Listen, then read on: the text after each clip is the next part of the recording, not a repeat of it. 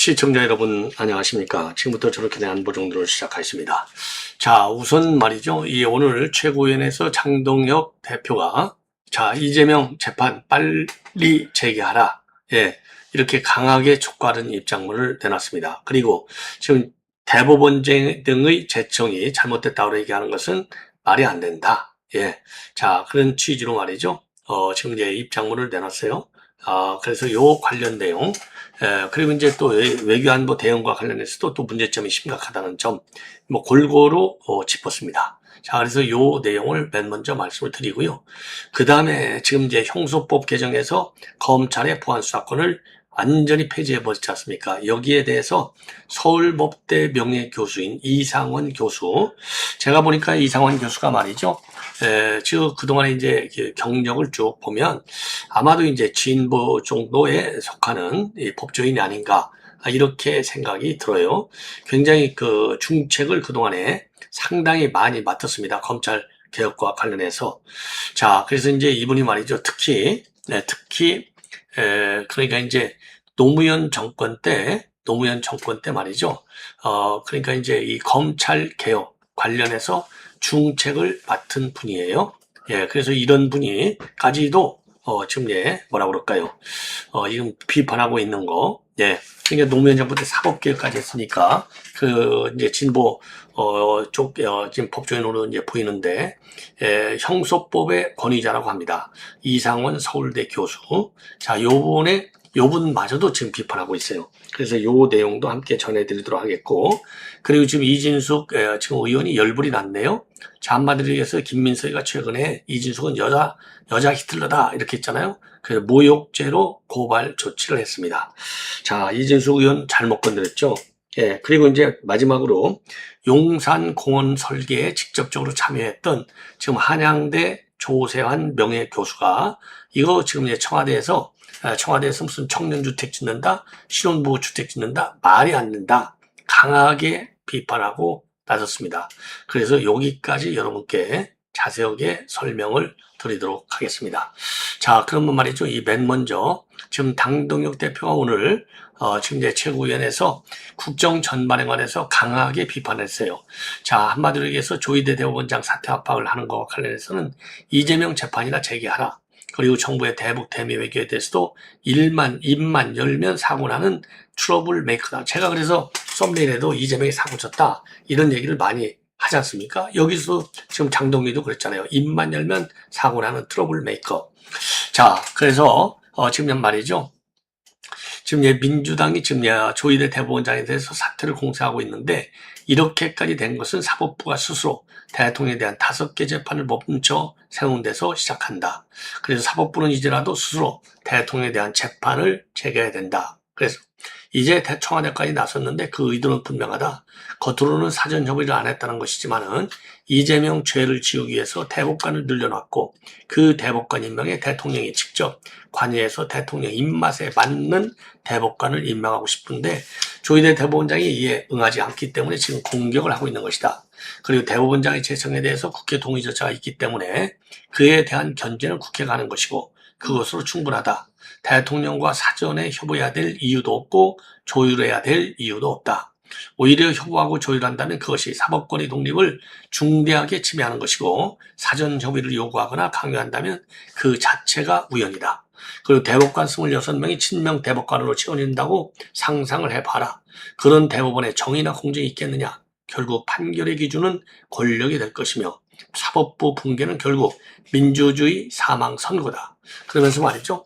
모든 독재는 사법 파괴에서 출발했다. 대한민국이 그 마지막 문턱에 서 있는 것이다. 이제라도 사법부 스스로 대통령에 대한 재판을 재개하고 재판을 시작해야 한다. 그것이 사법부의 독립을 지키는 것이고 대한민국의 미래를 지키는 것이다.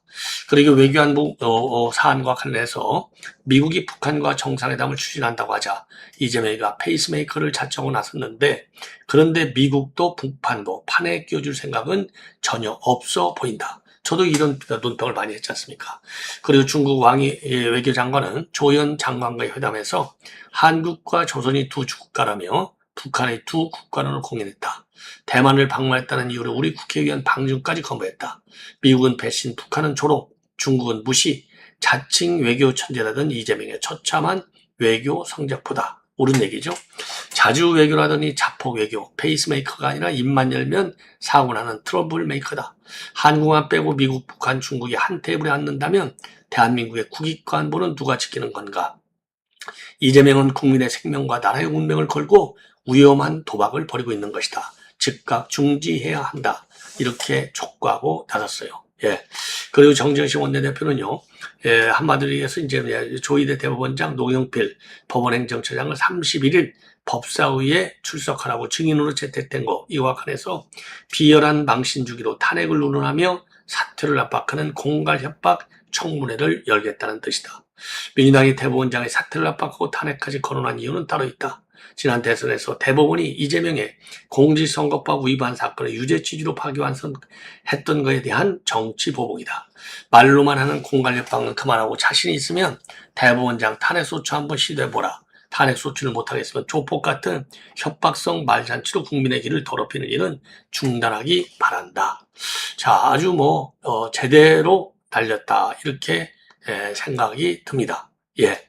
자, 그래서 이재명 재판을 파기 자판을 했어야 되는데 파기 자판을 안 한 그 문제가 지금 하나씩 둘씩 터져서 그게 이제 말하자면 지금 전부 다 어디로 향하고 있느냐? 바로 조희대 본인한테로 지금 향하고 있는 거예요.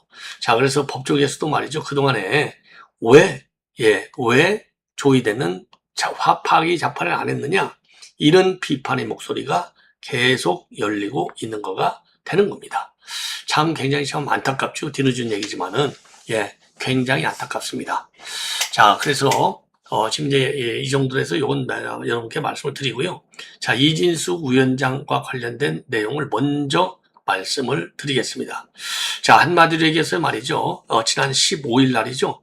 김민석이가 민주당 전남 광주 합동연설에서 이진숙한테 뭐라고 했냐면 여자 전두환도 여자 히틀러도 대한민국에 발붙이지 못하게 하겠다라고 발언했어요.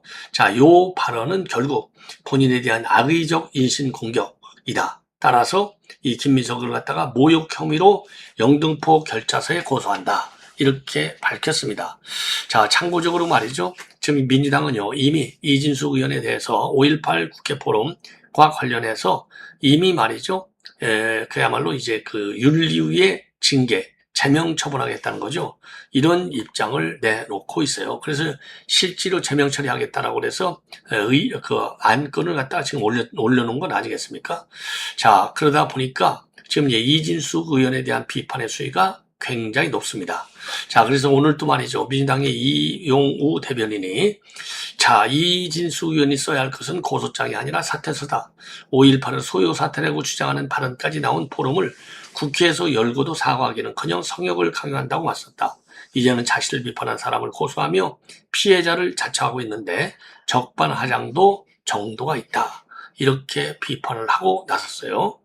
자, 그런데 여기에 대해서 말이죠. 지금 박성준 민주당 의원도 마찬가지입니다. 자, 그래서 이제 이진숙 의원한테 강하게 비판하고 있어요. 정치인이 아닌 것 같다. 수준이 낮다. 헌법적까지도 무너뜨린 사람이 뭐 그런 이야기를 하느냐. 이 모욕적인 얘기를 하는 겁니다. 자, 그러니까 이제 우리 여기에 대해서 말이죠. 우리 국민의힘 수석 대변인이 맞받아치고 있어요. 이준석 의원이 참석한 토론회는 당 차원의 행사가 아니어서 당 차원의 입장은 없다. 이렇게 지금 맞받아치고 있습니다. 그래서 민주당에서는요, 표현의 자유를 넘어선 것이다. 자, 그래서 이제 헌법적 가치를 부인한 것이다. 따라서 엄격히 징계하는 것이 당연한 것이다. 이런 취지의 입장을 내놓고 있습니다. 자, 이렇게 해서 이제 이진숙 의원에 대한 또 민주당의 칼질이 시작됐어요. 여기에 대해서 우리 우파, 지금 사회는요, 적극적으로, 지금 뭐라고 그럴까요? 대응을 해야 된다. 단일 대우로. 이런 말씀을 드립니다. 자, 그리고 제가 지금 말씀드린 것은 이상원, 서울대 명예교수의 그 인터뷰가 되겠어요. 자, 조선일보의 김윤덕 기자가 대담을 해서 대대적으로 인터뷰 내용을 싣고 있어요. 자, 그래서 이상원 교수의 제가 가끔 이제 말씀을 드리는 대로 우선 얼굴이라도 알아야 대충 감이 잡힐 거 아니겠어요?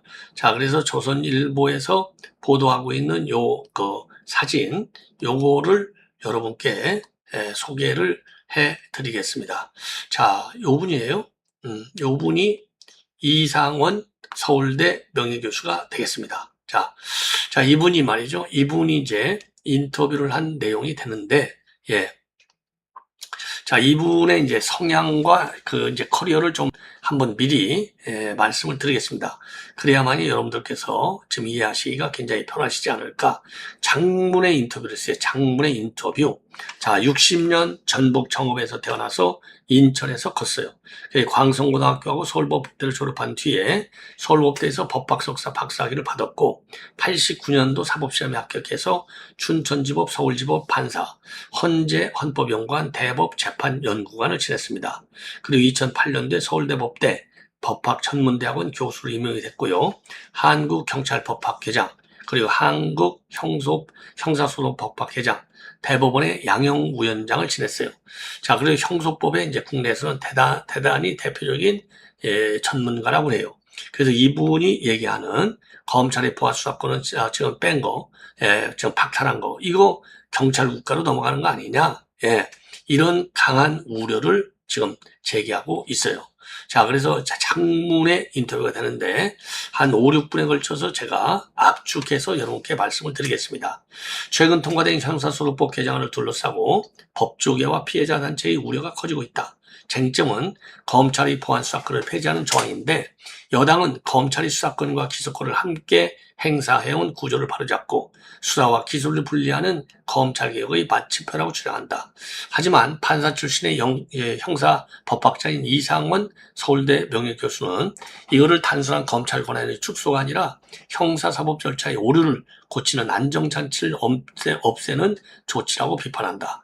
자, 그래서 이상원 교수는 검찰의 일부 문제를 고치겠다며 국가 형사사법 체계 전체를 흔드는 처방을 내놓고 있다고 경고하고 있어요. 자, 그리고 이상원 교수는 노무현 정부 시절인 2027년도 형사소송법 개정에 법원 측 실무자로 참여한 바 있어요. 당시 개혁의 핵심은 공판 중심주의와 직접 심리주의였는데 판사가 검찰 수사 기록만 읽고 결론을 내는 것이 아니라 공개 법정에서 검사와 변호인이 증거를 내고 다투는 과정을 직접 보고 판단하도록 한 것입니다. 위법하게 수집한 증거를 폐지하는 원칙도 강화했습니다. 즉 노무현 정부의 사법개혁은 재판의 중심을 검찰에서 법원을 옮기면서 검찰 권한을 견제하려 한 개혁이었습니다. 반면에 이번 개정은 수사 권한의 중심을 경찰로 옮기는 방향이고 이것은 과거 개혁과 성격이 다르다 이렇게 주장하고 있는 게 이상원 교수의 핵심 주장이에요. 여기서 핵심은 말이죠. 수사와 기소를 완전히 분리하면 권한남용이 사라지느냐의 질문인데 검찰이 수사권과 기소권을 모두 가져서 막강한 권한을 행사해온 문제가 있었던 것은 사실이다. 그러나 표적 수사, 별건 수사, 과도한 압수수색, 정치적 중립성 논란도 있었다. 하지만 이상원 교수는 수사와 기소를 물리적으로 나누는 것만으로는 해결되지 않는다고 보고 있어요. 경찰이든 검찰이든 공수처든 실제 사건 당사자에게 수사기관의 권한은 매우 강력하다. 억울하게 피의자가 된 사람에게 수사관 한 명의 판단이 인생을 좌우할 수 있고 범죄 피해자에게는 경찰의 불소치 결정이 처벌 여부를 가를 수 있다.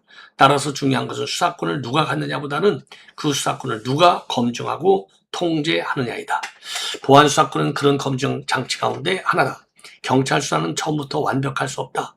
초동 대응이 늦거나 폐쇄회로 TV와 휴대전화 같은 핵심 증거를 제때 확보하지 못할 수 있다. 피해자와 목격자 조사가 충분하지 않을 수도 있고 반대로 특정인을 너무 성급하게 범인으로 지목할 수도 있다.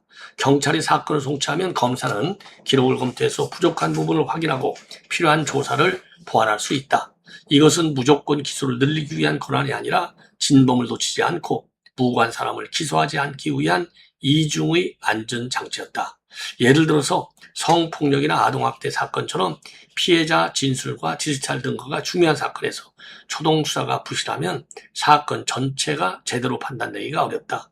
경찰이 증거 부족을 이유로 불송치 결정을 했을 때 검사가 기록을 검토해 빠진 디지털 포렌식이나 참고인 조사가 필요하다고 판단할 수 있다.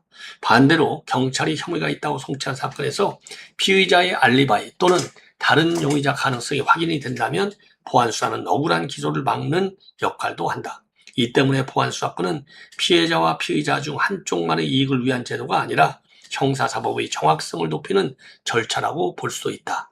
개정안은 직접 보안수사 대신에 보안수사 요구권, 그리고 중수청 내부의 전담부서 설치 등 대안으로 제시하고 있지만 요구권은 요청일 뿐 수사를 직접 보완할 권한과는 상당히 다르다. 요구받은 기관이 미온적으로 대응하거나 사건을 형식적으로 처리하면 검사가 오류를 바로잡을 실질적 수단이 약해진다. 별도 전담부서를 신설하는 방안 역시 조직과 인력이 갖춰지지 않은 상황에서 급하게 시행이 되면 사건 처리만 지연되고 책임 소재는 불명확해질 우려가 있다. 검찰의 직접 수사 남용이 문제였다면 그 범위를 좁히고 통제를 강화해야지 일반 사건에서 필요한 보안 기능까지 일괄 폐지하는 것은 지나친 방식이라는 비판이 제기된다. 특히 경찰의 불송치 결정이 더 무거운 의미를 갖게 될 가능성이 있다. 불송치는 경찰이 혐의가 없거나 증거가 부족하다고 판단해 사건을 종결하는 조치이다. 피해자는 이의 신청을 할 수 있지만 일반 시민이 수사 기록의 허점을 찾아내고 새로운 증거를 수집해 법률적으로 설득력 있는 주장을 하기란 쉽지가 않다.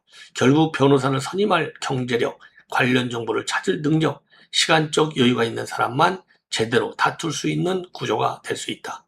국가기관에 하던 검증 업무의 부담을 개인에게 또 넘기는 결과가 나올 수 있다는 우려이다.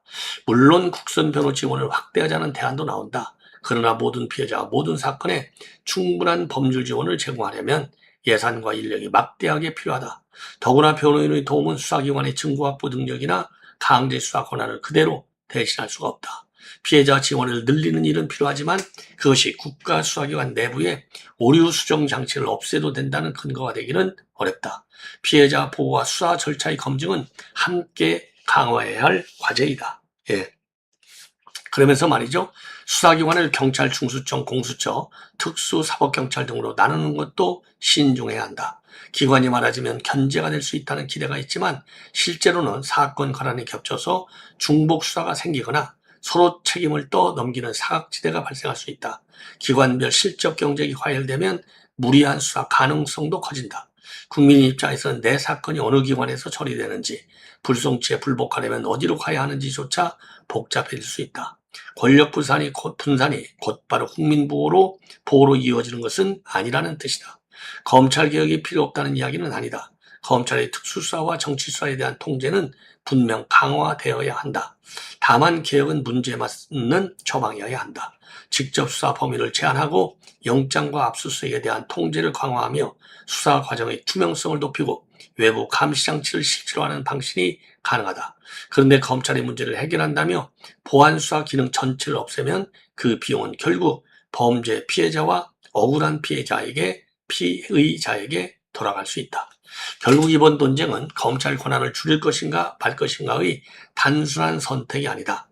검찰의 권한은 통제하되 경찰 수사의 오류를 다시 정부하고 바로잡을 절차는 어떻게 남길 것인가가 핵심이다. 제도의 목적은 특정 기관을 키우거나 약화시키는 데 있어서는 안 된다. 범죄 피해자가 정당한 보호를 받고 억울한 시민이 부당한 처벌을 받지 않으며 어느 수사기관도 통제받지 않는 권력이 되지 않도록 만드는 데 있어야 한다.